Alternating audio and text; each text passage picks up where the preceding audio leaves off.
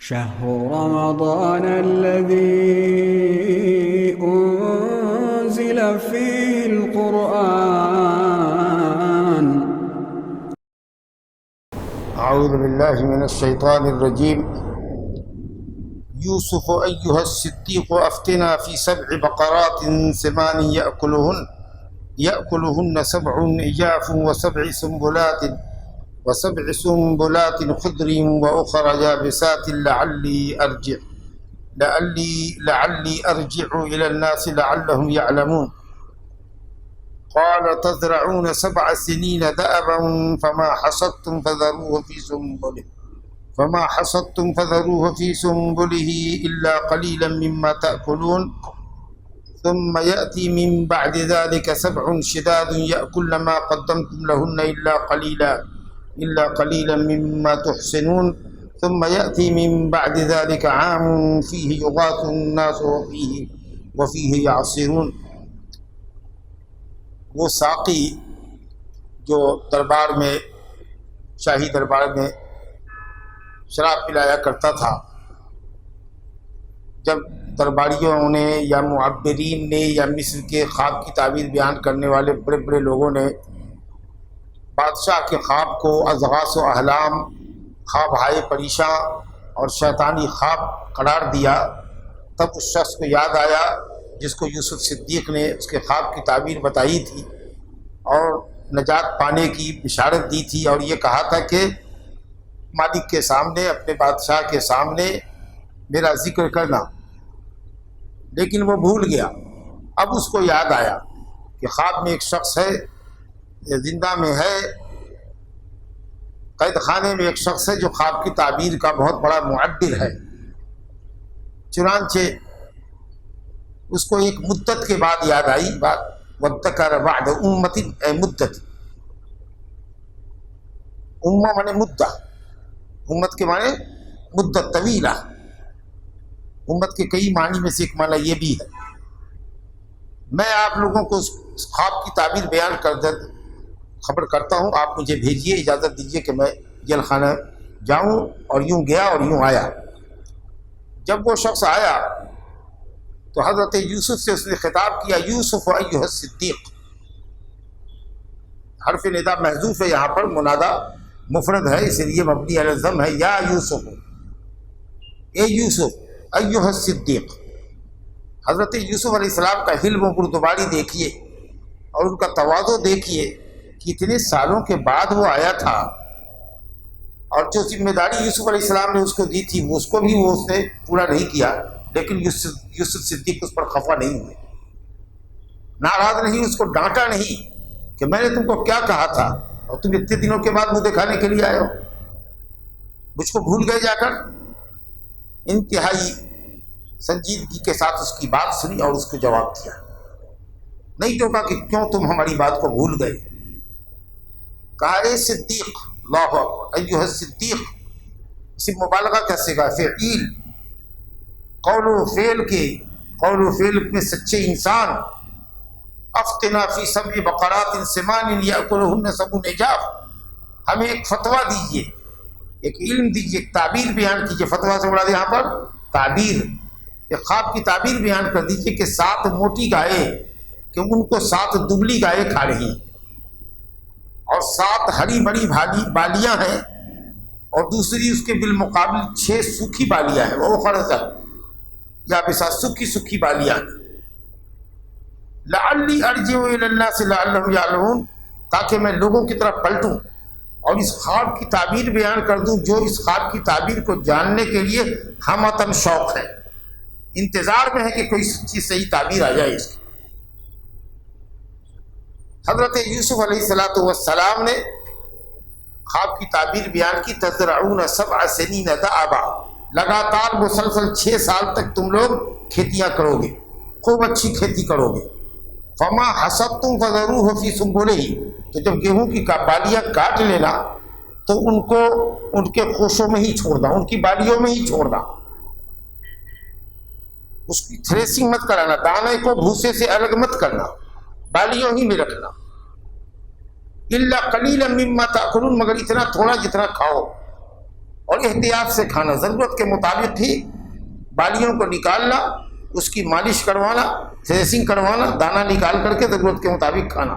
باقی سارے مال گوڈاؤن میں، بڑے بڑے گوڈاؤن کے اندر ایسے ہی کھجور کے تنوں کے ساتھ اور بالیوں کے ساتھ ہی رکھنا، کیونکہ جب تک دانے بالیوں میں رہتے ہیں دانے خراب نہیں ہوتے۔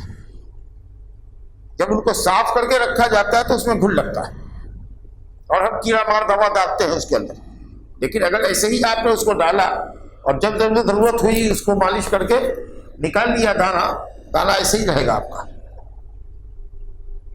کہا کہ جو کچھ کاٹو اس کو سنبھل نہیں چھوڑو، مگر تھوڑا جو تم کھاتے ہو یہ 7 سال خوب پیداوار ہوگی تمہاری یہاں۔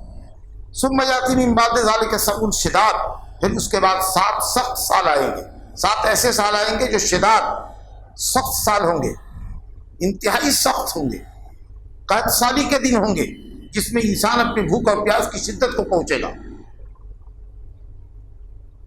یأکلن ما قدمت لہن، یہ 7 سال جو ہوں گے وہ سب اس کمائے ہوئے مال کو جو 7 سال میں تم نے کمایا تھا، یہ 7 جو قحط کے سال ہوں گے وہ جو اتنا اسٹور کر کے تم نے رکھا ہوگا وہ سب ختم ہو جائے گا اس 7 قحط کے سالوں کے اندر۔ الا قلیلا مما تحصنون، مگر تھوڑا کچھ بچ جائے گا جس کو تم حفاظت سے رکھو گے، جو تمہارے بیج بونے کے کام آئے گا۔ یہ پوری پلاننگ بتا دی۔ ثم یاتی من بعد ذلک عام فیہ یغاث الناس، پھر 7 خشک سالی کے سالوں کے بعد، قحط سالی کے بعد جب دوسرا ایک سال آئے گا 8واں سال، اس کے اندر خوب بارش ہوگی اور لوگ بارش سے سیراب ہوں گے۔ وفیہ یعصرون، اور اس میں نچوڑیں گے رسوں کو، چاہے وہ رس انگور کی ہو شراب بنانے کے لیے، یا زیتون کو نچوڑیں گے تیل بنانے کے لیے، یا سمسم کو تل کو نچوڑیں گے تیل بنانے کے لیے، یا کچھ اور چیزوں کو نچوڑیں گے جس میں عرق آتا ہے۔ یہ بادشاہ کے خواب کا حصہ نہیں تھا، لیکن جب یہ دیکھا، یوسف صدیق کی فراست دیکھیے کہ جب 7 سال قحط کے ہوں گے تو یقیناً اب اس کے بعد والا 8واں سال جو ہوگا وہ سیرابی کا ہوگا۔ اگر وہ بھی سیرابی کا نہیں ہوتا ہے تو پھر 7 خشک سال کی 7 کی قید لگانے کا کیا مطلب ہے؟ 7 ہی سال خشک سالی کے ہوں گے، اس کا مطلب ہے کہ 8واں سال خشک سالی کا بالکل نہیں ہوگا۔ اگر وہ بھی 8واں بھی ہوگا، 9واں بھی ہوگا، 10واں بھی ہوگا تو پھر 7 سال کی قید کا کیا مطلب ہے؟ اس لیے یوسف علیہ السلام نے کہہ دیا کہ 7 خشک سالی کے سالوں کے بعد ایک جو سال آئے گا، اس کے بعد کا جو ایئر آئے گا اس کے اندر خوب بارش ہوگی اور خوب فصلیں ہوں۔ جب یہ خواب انہوں نے سن لیا، خواب کی تعبیر سن لی، جا کر کے اس نے کہا دربار میں، حیران رہ گئے لوگ، بہت خوش ہوئے، بہت خوش ہوئے کہ تو زبردست خواب کی تعبیر ہے، 14 سال کی پلاننگ ہے، ملک کے اندر ایسا ایسا بھی ہوگا، بڑے خشک سالی کے دور سے یہ ملک گزرے گا، علاقہ گزرے گا، تو بہت بڑے خطرے کی گھنٹی ہے۔ کہا بادشاہ نے کہ فوراً شخص بلا، حاضر کرو۔ قال الملک اتونی بہی، جب فرستادہ آیا کہ بادشاہ بلا رہے ہیں، کہا کہ نہیں، لوٹو اور یہ بادشاہ کو کہو کہ جب تک میرے اوپر ملامت اور میرے اوپر لگائی گئی تہمت باطل نہیں ہو جاتی اور عورتیں بربلا میری بے گناہی کو ثابت کر کے اپنے گناہ کو ثابت نہیں کر لیتی، اس وقت تک میں نہیں نکلوں گا۔ یہ حق ہے انسان کو کہ اپنا دفاع کرے، کہا میں نہیں نکلوں گا۔ جب وہ ایلچی لے کر خبر آیا کہ ان عورتوں کا کیا حال ہے جنہوں نے اپنی انگلیاں کاٹ لی تھی، قطعنا ایدیہن، اپنے ہاتھ کاٹ ڈالے تھے، وہ عورتیں بتائیں کہ وہ کیا کہتی ہیں، ان ربی بکیدہن علیم، ہمارا رب، میرا رب ان کے مکر سے واقف ہے۔ جو زلیخا کی امراۃ العزیز کے بلانے پر آئی تھی اور سب نے اپنی اپنی انگلیاں کاٹ ڈالی تھی، تو بادشاہ نے خواتین کو بلایا، زنان مصر کو جمع کیا، کیا کہتی ہو تم لوگ کہ تم نے یوسف کو پھسلایا، بہکایا، گمراہ کیا؟ قلنا حاشا للہ، کیا یوسف سے بھی کچھ غلطی ہوئی ہے کیا؟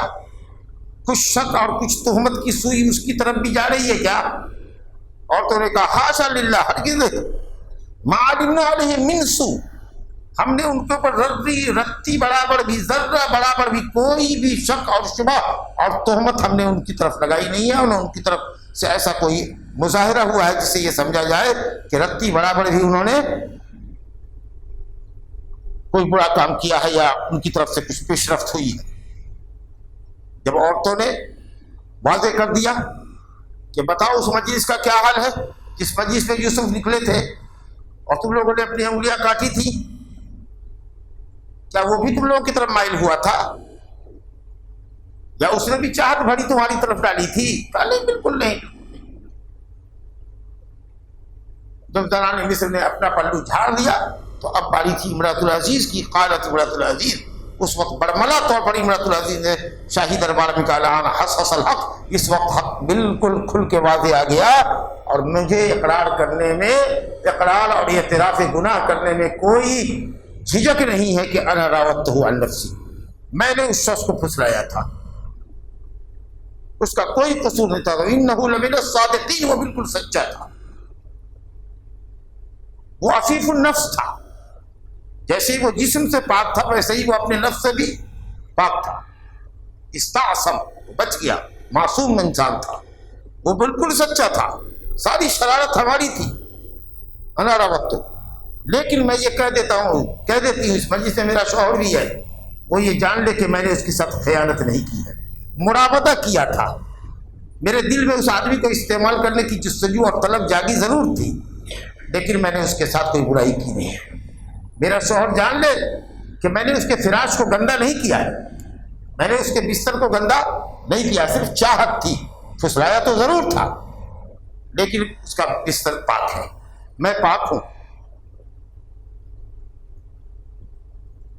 یا یہ سمجھ رہے یوسف کو بھی خبر جائے گی کہ امرأۃ العزیز نے اس کے غائبانے میں جو اسٹیٹمنٹ دیا ہے اس میں یوسف کی بے گناہی کو بالکل ثابت کیا ہے، ایسا نہیں کہ میں نے اس کے غائبانے میں اس کے اوپر کوئی اتہام لگایا ہے، دونوں منع ہو سکتا ہے۔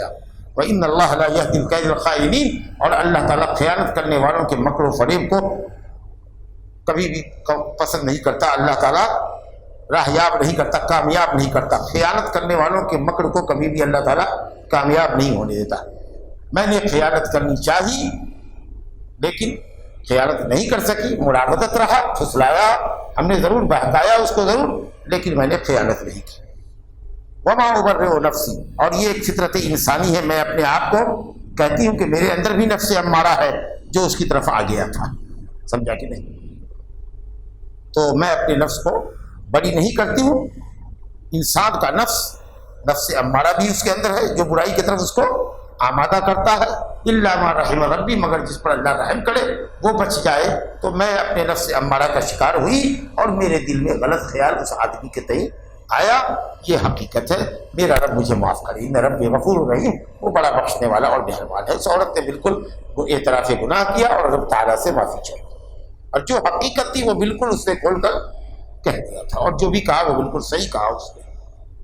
اب جب اتنی برات ہو گئی اور اس کی ساری خبر پہنچی تب حضرت یوسف علیہ السلام نکلے بڑے شان سے اور بادشاہ کے پاس آئے۔ بادشاہ نے کہا کہ آپ میرے خاص ہیں، استخلص لنفسی، آپ میرے خاص مشیر رہیں گے، خاص مشیر رہیں گے، اور آج سے آپ کا مقام بہت اونچا ہوگا اور آپ امانت دار ہوں گے، ہر بات میں آپ سے شیئر کروں گا۔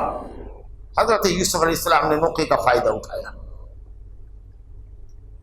اور کہا کہ ساتھ آنے والے قحط سالی کے لیے تیاری کرنے کے لیے 7 شروع کے سال ہیں جو ہرے بھرے سال ہوں گے، جس میں خوب بارش ہوگی، خوب اچھی کھیتیاں ہوں گی، خوب اچھی پیداوار مہیا کی جا سکتی ہے، پیداوار حاصل کی جا سکتی ہے، اس کو ذرا ٹھیک سے ڈیل کرنا پڑے گا۔ 7 سال کی پیداوار کو بھی خوب زبردست طریقے سے حاصل کرنا ہوگا، اور جو رسد آئے گی 7 سالوں کے اندر اس کو کھانے کے بعد بھی اتنا بچ جائے کہ اگلے 7 قحط کے سالوں میں وہ لوگوں کے لیے سفیشینٹ ہو۔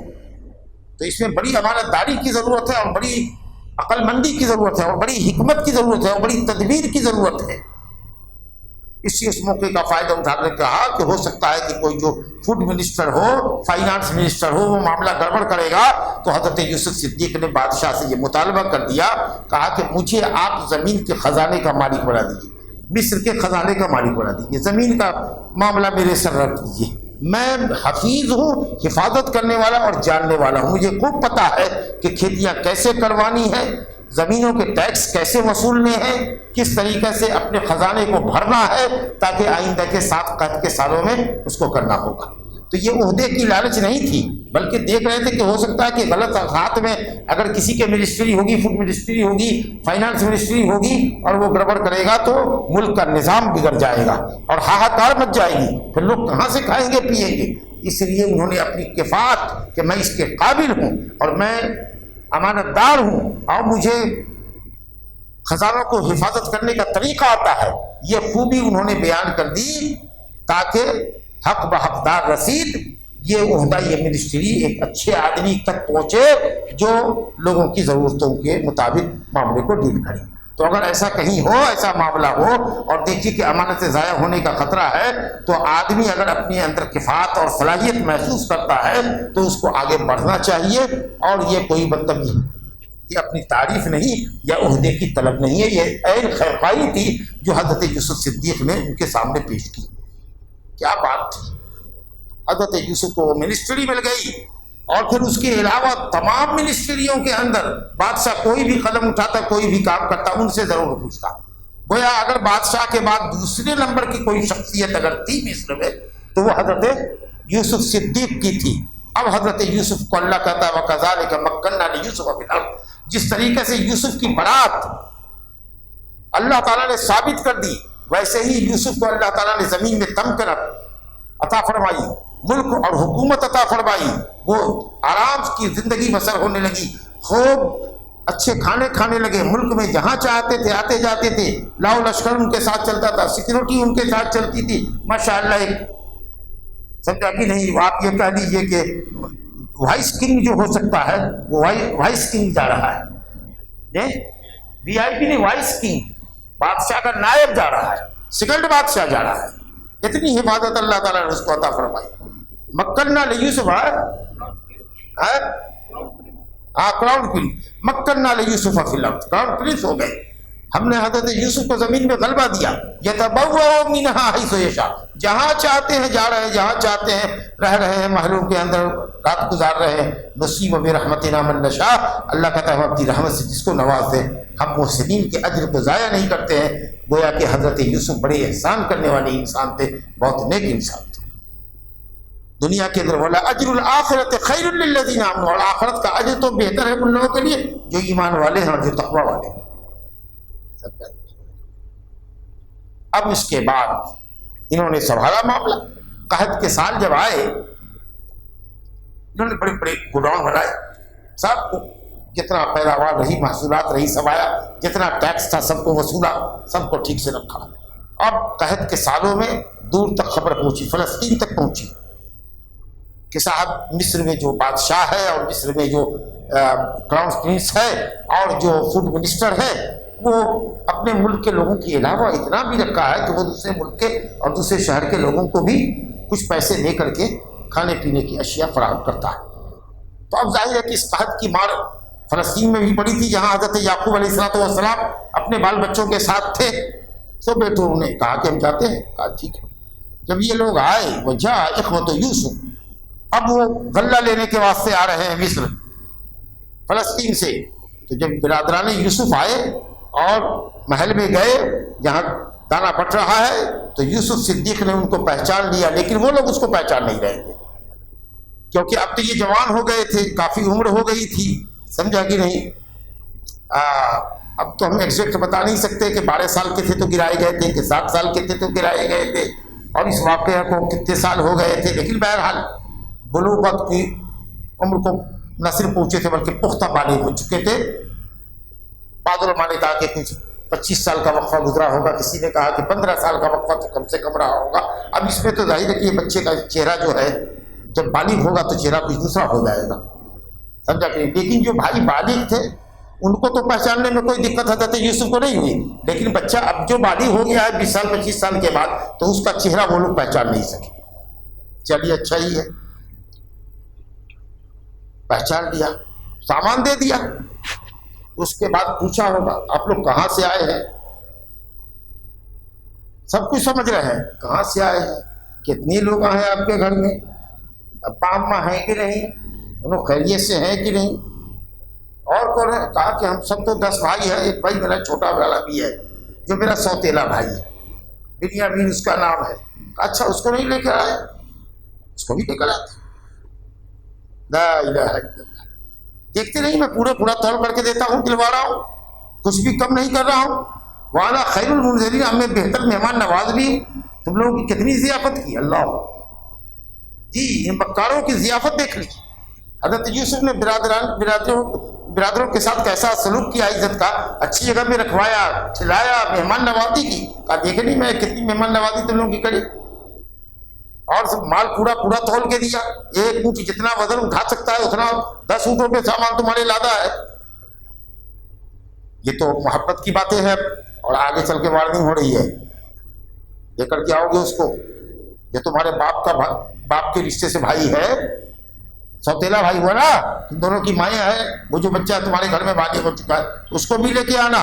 دیکھتے نہیں میں پورا وزن دیتا ہوں تول کر، اور مہمان نوازی کرتا ہوں۔ یہ تو محبت کی باتیں ہوئی، اب آگے وارننگ ہے، اگر لے کر نہیں آئے اب کی بار دوبارہ اگر بھائی اللہ لے لے، فلا کیل لکم عندی، کوئی نپنا نہیں ملے گا، بیرر واپس کریں گے، سمجھا کہ نہیں؟ ولا تقربون، اور تم لوگ ہم سے قریب بھی نہیں ہو سکتے، دربار میں پھٹکنے بھی نہیں دیں گے۔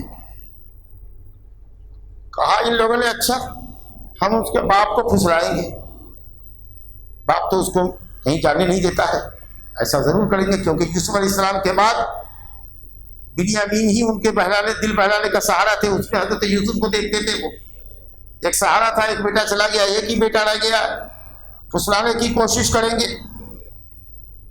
اور حضرت یوسف نے ادھر اپنے خادموں سے کہا کہ ان کے بورے دے دو، بھر کر کے جتنی بوریاں ہیں لا دو ان کو، اور انہوں نے جو قیمت جمع کی ہے ان کی قیمت بھی ان کے تھیلوں میں، بوروں میں، صندوق میں ڈال دو، ان کو ہماری طرف سے گفٹ ہے، سمجھا؟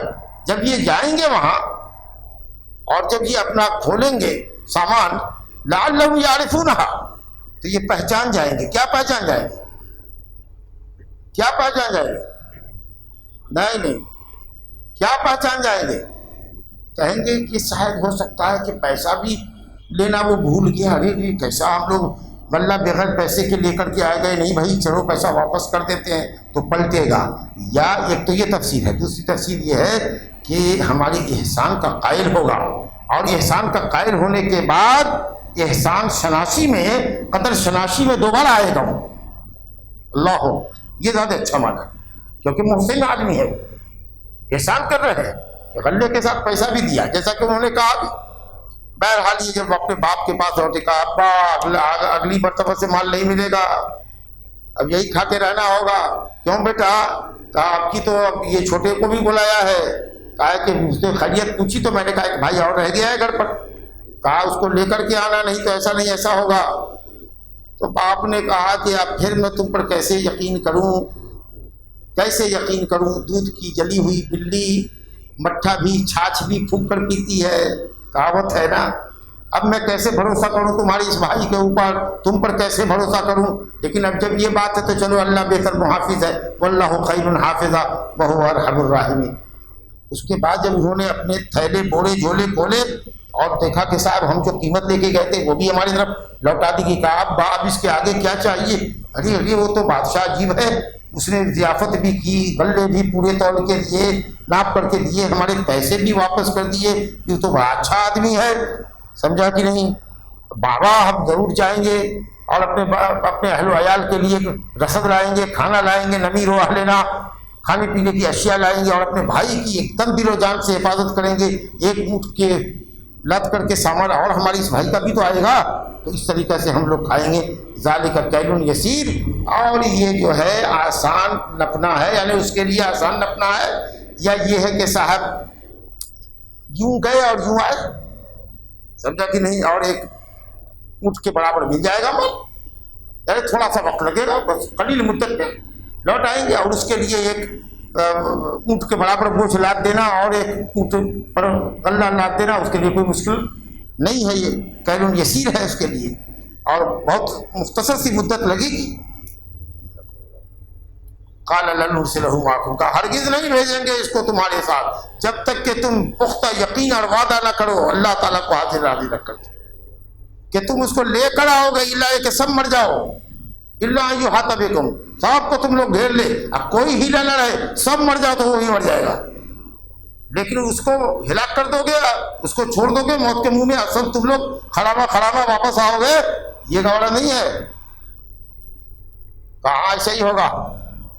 اس کے بعد جب جانے لگی، یہ دوبارہ آپ جا رہے ہیں تو حضرت یوسف تو اللہ کے رسول ہیں، نبی ہے، جان رہے ہیں، لیکن باپ کی شفقت اور محبت نے کہا بیٹا 10 بیٹا ہے، 11 بیٹا ہے، 11 بیٹا جو داخل ہوگا ایک دروازے سے، تو ایک باپ کے 11 بیٹے لمبے ترنگے اچھے خوبصورت لوگ دیکھتے نہ تو نظر لگا دیتے، نظر بد ہوتی ہے، نظر عین حق ہے، تو ایسا کرنا کہ مختلف دروازوں سے داخل ہونا۔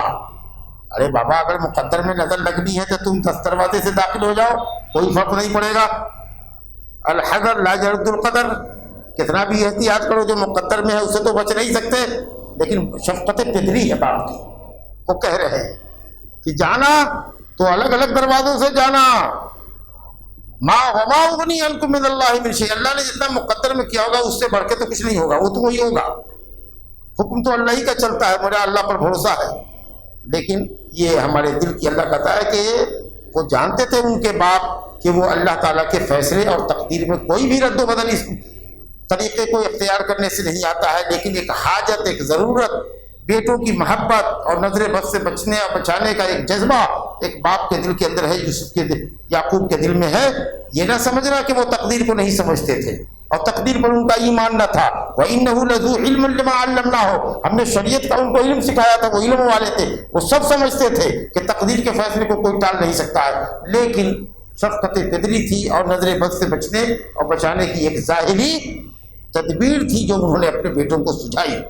بہرحال جب یہ سب یوسف کے پاس آ گئے تو کسی طریقہ سے حضرت یوسف نے تخلیہ کیا اپنے اس بھائی سے جو دونوں سگے تھے، ایک ماں باپ کے تھے، اور ساری باتیں سمجھا دی اس لڑکے کو، بنیامین کو، کہ تم میرے اپنے سگے ہو، میں ان بھائیوں کے ظلم و ستم کا شکار ہوں۔ ابا سے کبھی سنا ہے نا تم نے کہ تمہارا کوئی بھائی تھا یوسف جس کے ساتھ ان لوگوں نے ایسا کیا تھا؟ ہاں سب سنا ہے، سب سنا ہے، ساری باتیں۔ تو ٹھیک ہے تم ادھر ہی رکو، میں تم کو جانے نہیں دیتا، سمجھا کہ نہیں؟ تو کیسے روکوں، اس کی تدبیر کیا ہو سکتی ہے؟ تو تدبیر بھی بتا دی اس بھائی کو، سمجھا کہ کہا تم کچھ مت بولنا، کہا کہ ٹھیک ہے جو آپ کو سمجھ میں آوے کیجیے، آپ میرے سامنے رزلٹ آؤٹ ہو چکا ہے، لہذا میں آپ کی طرف ہی رہوں گا، اب آپ جو کیجیے۔ چلیے صاحب، کہا کہ بھائی کو اپنے سے لگایا اور کہا کہ میں تمہارا بھائی ہوں سگا، لا تب تو اس غم مت کرنا بھائی، یہ بھائی یہ اتنے جو کچھ بدماشی کرتے ہیں ان سے غمزدہ مت ہونا۔ جب سب کا سامان بھر گیا، دے دیا، تو کسی کو کہہ دیا کہ صاحب وہ سقایا جس سے پانی پیا جاتا تھا اور وہ نپنا جس سے تولا جاتا تھا، کہا کہ بنیامین کے تھیلے میں اس کو چھپا کے ڈال دو اندر، ہیرا لے آخی۔ اور پھر اس کے بعد مؤذن کو خبر ہوئی، پکارنے والے کو خبر ہوئی دربان کو کہ اعلان کرو کہ بادشاہ کا وہ نپنا نہیں مل رہا ہے۔ اس مؤذن کو پتہ نہیں تھا، اس مؤذن کو کہا کہ نہیں مل رہا ہے، اے قافلہ والو تم لوگ چور ہو۔ ابھی کیا ہوا؟ قالوا اقبلوا علیہ ماذا تفقدون، متوجہ ہوئے اس مؤذن کی طرف، پکارنے والے نے کہا کیا کھوج رہے ہو بھائی؟ ارے کہا کہ ہم بادشاہ کے اس شاہ کو تلاش رہے ہیں، جو شاہ کا پتہ بتائے گا اس کو ایک اونٹ اور لاد کے دیں گے۔ کہا بھائی تم کتنا بھی اونٹ لاد کے دو، قسم اللہ کی ہمیں اس کا علم نہیں ہے، ہم چور نہیں ہیں بھیا، کیونکہ چور تو چوری کرتا ہے تو پھڑ ہو جاتا ہے وہاں سے، وہ کدھر بیٹھ کے رہتا ہے، انتظار کرتا رہتا ہے، نہیں سمجھا؟ چور تو چوری کرتا ہے وہاں سے نوتی ہزار ہوتا ہے، ہم تو بیٹھے ہوئے، لو پوری تلاشی لے لو ہماری۔ ہم زمین میں فساد پھیلانے نہیں آئے ہیں، یہ چوری کرنا حد درجہ فساد ہے زمین کے اندر۔ قالو، تو کہا، بات جب ہو گئی تو جو درباری لوگ تھے انہوں نے کہا کہ اچھا اگر چور پکڑا گیا تو کیا سزا ہوگی؟ تو ان 10 بھائیوں نے کہا کہ جو پکڑا جائے گا وہ چوری کے جرم میں وہ یہیں رہے گا، قیدی رہے گا، آپ کے پاس رہے گا، آپ اس کو رکھ لینا۔ جانتے تھے کہ ہم لوگ تو ہیں یہ سب، اللہ وہی اس کا بدلہ ہوگا۔ یہ ظالموں کو اللہ نے کیسے بدلہ دیا ہے، اب دیکھ لیجیے کتنی پریشانی میں یہ پڑیں گے۔ کہتا ایسے ہی ہم ظالموں کو بدلہ دیتے ہیں، ان سے ہی یہ فیصلہ لیا کیونکہ بادشاہ کے ملک میں چور کی یہ سزا نہیں ہوتی تھی کہ اس کو رکھ لے بادشاہ، اس کا کچھ پنشمنٹ ہوتا، جرمانہ ہوتا، چھوڑ دیا جاتا. لیکن یہ فیصلہ حضرت یوسف نے اپنے ان بھائیوں سے، سوتیلے بھائیوں ہی سے کروایا کہ تم ہی فیصلہ کر دو کہ اگر چور پکڑا گیا تو کیا سزا ہوگی. کہا اس کو رکھ لیجیے، یہ فیصلہ تو تمہارا ہی ہے نا، تمہارے فیصلے کے مطابق. کہا چلو. تلاشی شروع ہوئی. فبدأ بأوعيتهم قبل وعاء أخيه، بھائی کا جو بوڑا تھا اس سے پہلے کہا کہ بوڑے تلاش، کیونکہ اگر سیدھا بھائی کے بوڑے کو تلاشتے اور وہاں سے سیدھا لے کر کے آتے تو معلوم ہوتا کہ پلاننگ ہے پہلے سے طے. کہا چلو چلو تلاشو تلاشو تلاشو، اب ان کی 5 بوڑیاں ہیں، ان کو تلاشو، ہٹاؤ بھائی، نہیں ہے نہیں ہے نہیں ہے نہیں ہے. بہت دیر کے بعد جب آخری باری آئی بنیامین کے برتن کی تلاشی کی تو اس میں سے وہ سا نکل گیا. لا الہ الا اللہ. اللہ تعالیٰ فرماتا ہے کہ یہ قید، یہ چال اور یہ طریقہ ہم نے یوسف کو سکھایا تھا. اللہ، اب اللہ تعالیٰ کے سکھانے پر آپ کو کوئی اعتراض ہے؟ اللہ کہتا ہے کہ کتنا لے یوسف، ہم نے یوسف کے لیے یہ چال چلی تھی اور سکھایا تھا، کیونکہ وہ اپنے بھائی کو بادشاہ کے ملک میں لے نہیں سکتا تھا. اسے بھائیوں ہی سے فیصلہ کروایا. ہم جس کو چاہیں علم اور عزت دیں. فوق کل ذی علم علیم، یہ علم ہم نے سکھایا. یوسف سے بڑھ کے بھی کسی کو علم ہے، اس سے بڑھ کے کسی کو علم ہے، اور سب سے بڑا علم والا اللہ ہے. وہاں جا کر کے علم کی منتہا. اب دیکھیے جب چوری پکڑی گئی تو یہ کہتے ہیں برادران یوسف، پھر یہاں پر ان کی شرارت دیکھیے. کہا اگر یہ چور ہے تو کیا تعجب، اس کا ایک بھائی جو تھا نا وہ بھی چور تھا. لا الہ الا اللہ. کوئی ہوتا تو کتنا ابل پڑتا اسی وقت، جوتا لگاؤ اس کو، پکڑو مارو. لا الہ الا اللہ. لیکن حضرت یوسف نے بات کو چھپایا، غصے کو پی گئے، برداشت کر لیا، کچھ نہ بولے، اور جی میں کہا کہ تم لوگ یوسف سے اور اس کے بھائی سے زیادہ برے. جو اتہام لگا رہے ہو یوسف پر، اس کے بھائی پر، وہ تو اس اتہام سے متہم نہیں ہے، لیکن انتم شر مکانا، تم لوگ برے ہو. یہ بات جی میں کہی، منہ پہ نہیں کہی، اور غصے کو پی گئے، برداشت کر لیا. کہا کہ ابھی وقت نہیں آیا ہے راز کے افشا کا. واللہ عالم بما تصفون. یہ کہا تم لوگ تو کہہ رہے ہو، اللہ ہی بہتر جانتا ہے کیا صحیح کہہ رہے کیا غلط کہہ رہے. چھپا دیا. اب تو باپ سے بڑا پکا وعدہ کر کے آئے تھے، اب لگے آرزو منت سماجت آرگومنٹ کرنے کے لیے کہ ہم ہی میں سے کسی کو لے لیجئے اور اس کو چھوڑ دیجئے. کہا کہ ان کو اور بھائیوں میں کیا دلچسپی تھی، ان کو تو اپنے بھائی میں دلچسپی تھی. کہا ایسا کیسے کرتے ہیں، ظلم کرتے. مال نکلا ہے اس کے برتن سے، یہ نہیں کہا کہ اس نے چوری کیا. اللہ اکبر. یہاں دیکھیے جملے کی حقانیت کو دیکھیے. کہا کہ آپ بڑے محسن ہیں. کہا معاذ اللہ ان ناخذ الا من وجدنا متاعنا عنده، ہم نے اپنا نپنا جہاں پایا ہے اس کو پکڑیں گے. یہ نہیں کہا کہ اس نے چوری کی ہے، کیونکہ اس نے چوری بنیامین نے نہیں کی.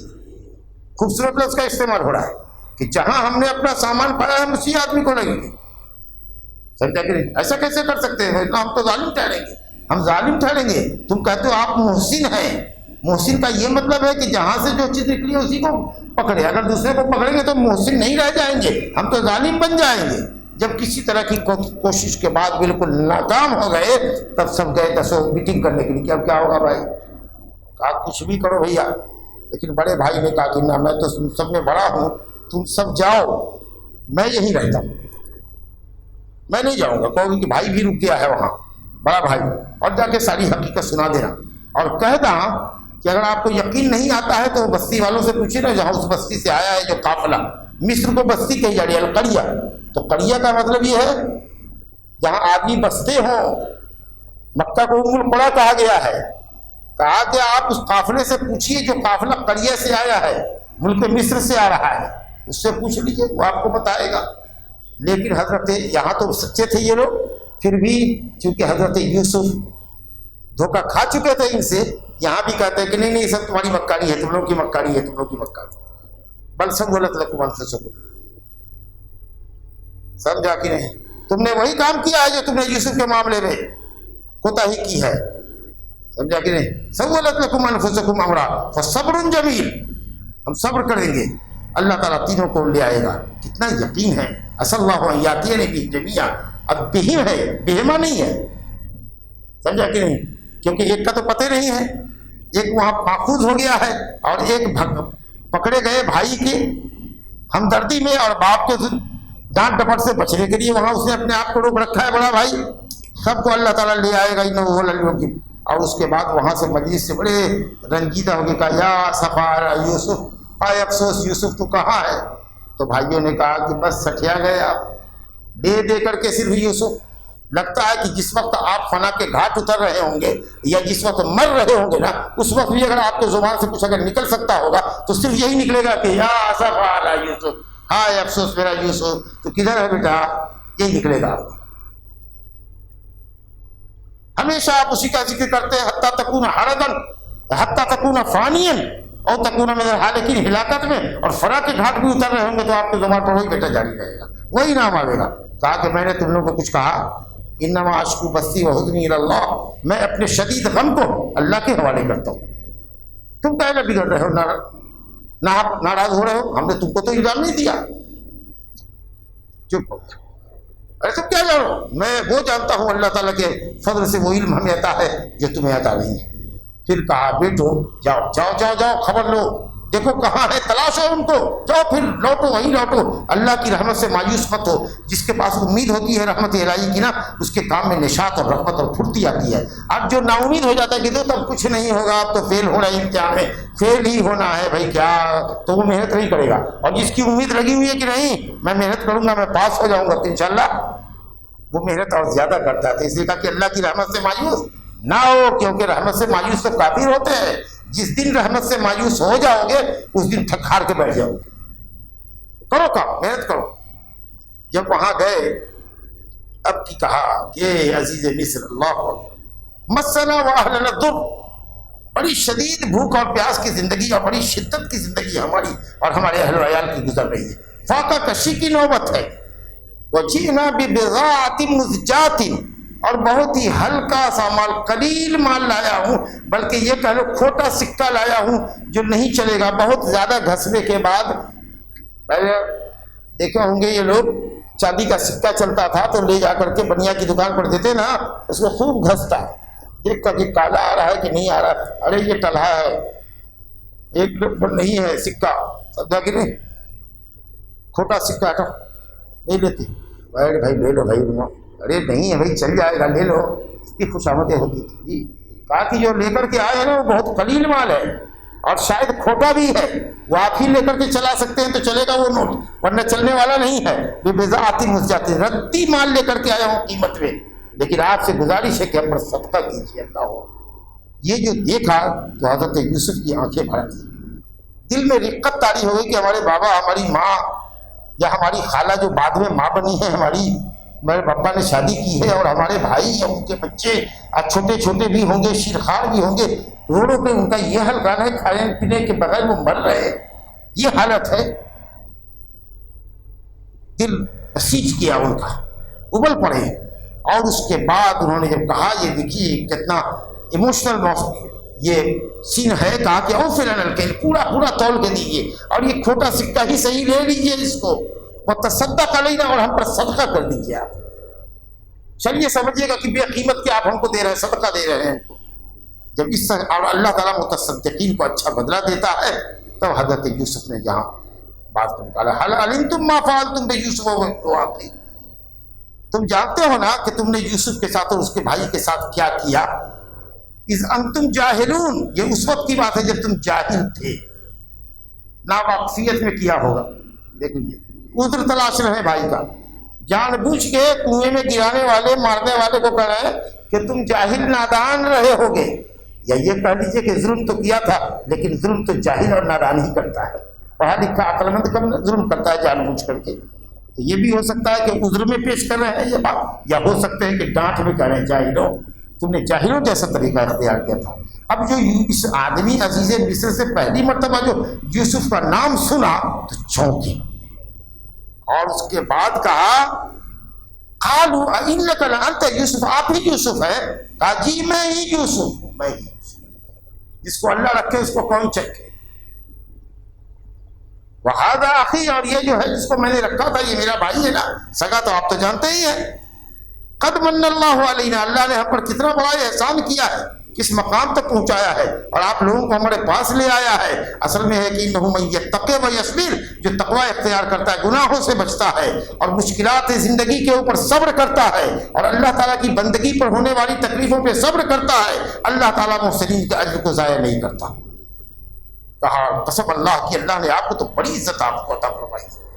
ہم لوگ بالکل خطا کار تھے، بالکل خطا کار تھے۔ حضرت یوسف نے کہا دل ہو تو ایسا، کہا لا تثریب علیکم اليوم، کوئی ڈانٹ ڈپٹ نہیں، کوئی پھٹکار نہیں، کوئی ملامت نہیں، جاؤ اللہ تعالیٰ تمہارے گناہ کو بخشنے وہ ارحم الراحمین، ارحم الراحمین، جاؤ اور لے جاؤ میرا یہ کرتا اور جا کر کے باپ کے چہرے پر ڈال دینا۔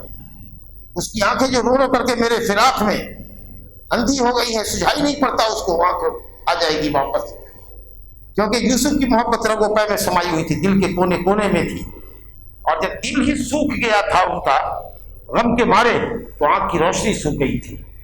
لیکن جیسے ہی یہ خوشبو لگے گی ناک میں اور دل میں اترے گی یوسف کی محبت، تو ایسے وہ ہرا ہوگا اور ایسے اس کے بدن کے اندر جنبش آئے گی اپنے بیٹے کو پا کر اور اس کی خوشبو کو پا کر کہ اس کی آنکھوں کی لائٹ واپس آ جائے۔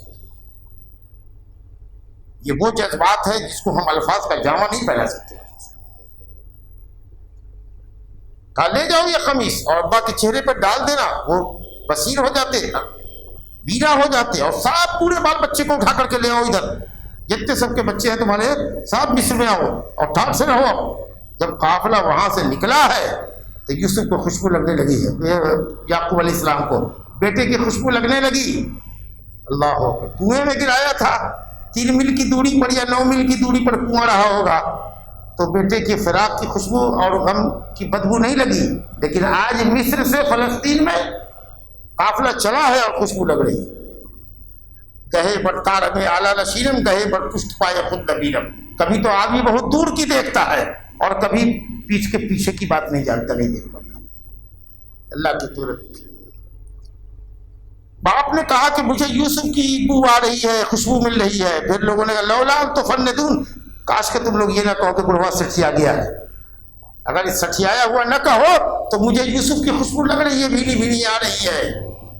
پھر لوگوں نے کہا جو وہاں بیٹھے ہوئے تھے، سب بھائی تو ادھر گئے تھے، جو لوگ بیٹھے ہوئے تھے، کہا انک لفی ضلالک القدیم، آپ اپنی وہی پرانی گمراہی میں ہیں، یعنی پرانی بھول بھلیاں میں ہیں آپ۔ بیٹے کی محبت کے لیے جب بشیر آیا ہے، بشارت لے کر کے اس کرتے کو چہرے پر رکھا ہے، آنکھ کی روشنی واپس آ گئی۔ اللہ اکبر، کاش دیکھو میں کہتا تھا نا کہ میرا یوسف زندہ ہے، میں وہ جانتا ہوں اللہ تعالیٰ کی طرف سے جو تم نہیں جانتے ہو۔ کہا ابا اب کیا بتا دیں، ہمارے لیے گناہوں کی مغفرت کی دعا کر دیجیے، ہم بہت غلط کار تھے، خطا کار تھے۔ باپ نے بھی بیٹے کی محبت میں کہا سوف استغفر لک ربی، میں ضرور دعا کروں گا لیکن ابھی نہیں، قبولیت دعا کے وقت کا انتظار کرنے دو، سحر کا وقت آنے دو۔ مفسرین کہتے ہیں جس وقت اللہ تعالیٰ نچلے آسمان پر نزول حقیقی فرمائے گا اس وقت دعا کروں گا تاکہ سنی جائے اور تمہارے جرم کو اللہ معاف کر دے۔ اس کے بعد سارا قافلہ وہاں پہنچا ہے اور اس کے بعد حضرت یوسف نے اپنے ماں باپ کو اوپر تختے پر بٹھایا سنہاسن پر، اور ان کے جو بھائیاں تھے 11 وہ ستارے، وہ سب کے سب نیچے تھے، اور تب کہتے ہیں اور سب کے سب جھک گئے سجدے میں۔ کہا ابا یہ میرے اس خواب کی تعبیر ہے جو میں نے آپ کو بچپن میں بتائی تھی، آج رب نے کیسے اس کو حق کر دیا۔ وقد احسن بی، احسن بکم نہیں، اعلیٰ ظرفی یہ ہے، اعلیٰ ظرفی یہ ہے، وقد احسن بی، مجھ پر اس نے یہ احسان کیا کہ آپ سب لوگوں کو لے آیا۔ احسان ان پہ ہو رہا ہے کہ دربار شاہی میں مہمان شاہی بنے ہوئے، بادشاہ کے مہمان بنے ہوئے۔ کہا یہ احسان اس نے آپ پر نہیں ہم پر کیا۔ کب؟ اذ اخرجنی من السجن، جب اس نے مجھ کو قید خانے سے نکالا، کنویں سے نکالا، اس کا ذکر نہیں کیا کیونکہ بھائیوں کو معاف کر چکے تھے کہ جاؤ اللہ معاف کرتا تم کو، کوئی پھٹکار نہیں۔ اب اتنا یہ کہتے کہ کنویں میں ڈالا تھا اور اللہ نے وہاں سے مجھ کو نکلوایا تو بھائی لوگ شرم سے سب جھکا لیتے تھے۔ اس سیاہ کارنامے کا دوبارہ ذکر نہیں کیا، اس کو بھول گئے۔ کہا کہ اللہ نے احسان کیا، قید خانے سے مجھ کو نکالا بابا۔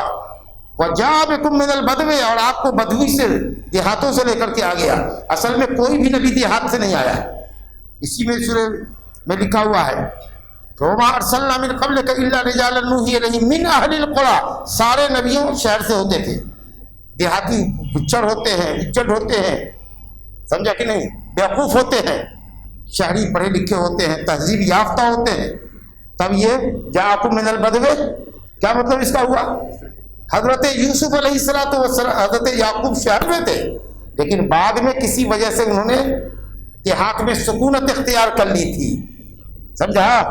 یا ہو سکتا ہے کہ بدا یا بدو نام کی کوئی بستی تھی جو آؤٹ کٹ میں تھی فلسطین کے، وہاں سے آپ کو لے کر کے آیا، سمجھ لگے، تاکہ آیتوں کا تعارض دور ہو جائے۔ یہ احسان اس کا مجھ پر ہے۔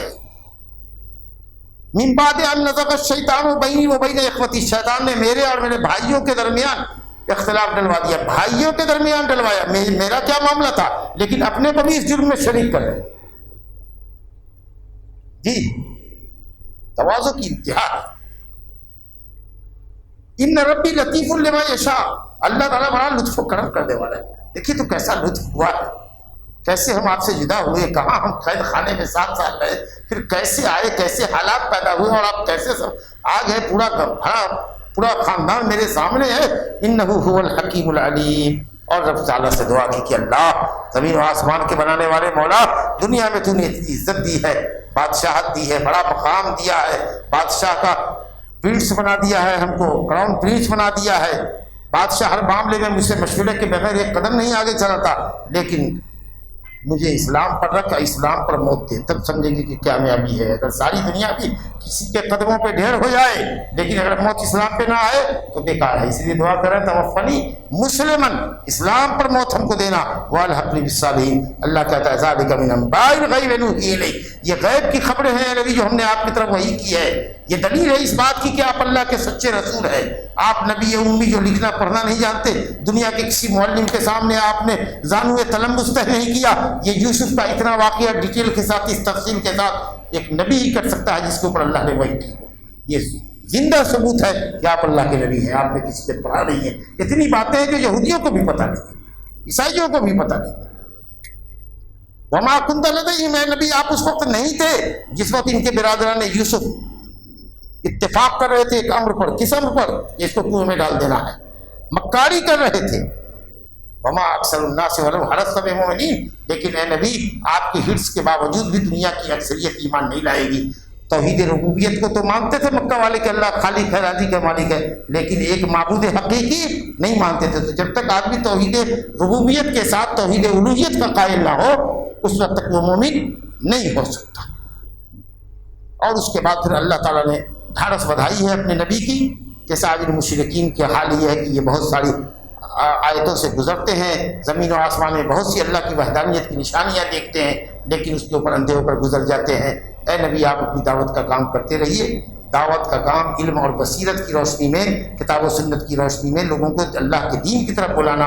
اے نبی آپ کہیے کہ یہ میرا طریقہ ہے اور میرے سچے متبعین کا طریقہ ہے۔ سبحان اللہ وما انا من المشرکین۔ اور اس کے بعد ہوتے ہوتے آخری آیت پر اللہ رب العالمین فرماتا ہے لقد کان فی قصصہم عبرۃ لأولی الالباب، ان انبیاء کے واقعات میں عقل مندوں کے لیے عبرت ہے، اچھے لوگوں کے لیے بھی عبرت ہے، برے لوگوں کے لیے بھی عبرت ہے کہ اچھے لوگوں کا انجام اللہ کے یہاں کتنا اچھا ہوتا ہے، اب برے لوگ اپنے انجام کو اور ذلت کو کیسے پہنچتے ہیں۔ ما کان حدیثا یفترا، یہ قرآن مفترا نہیں ہے، گڑھا ہوا کلام نہیں ہے، یہ تو اللہ کا کلام ہے جو اگلی کتابوں کی باتوں کی تصدیق کرتا ہے۔ وتفصیل کل شیء، اور ہر چیز کو کھول کھول کر کے دین کی احکام کی، شریعت کی، حدود کی، کفارات کی تمام چیزوں کو بیان کرتا ہے۔ وہدی ورحمۃ لقوم یؤمنون، اور یہ کتاب سراپا ہدایت اور رحمت ہے ان لوگوں کے لیے جو اللہ کی آیتوں پر ایمان لاتے ہیں۔ ھذا وباللہ التوفیق، وصلی اللہ علی نبینا محمد وعلی آلہ وصحبہ اجمعین۔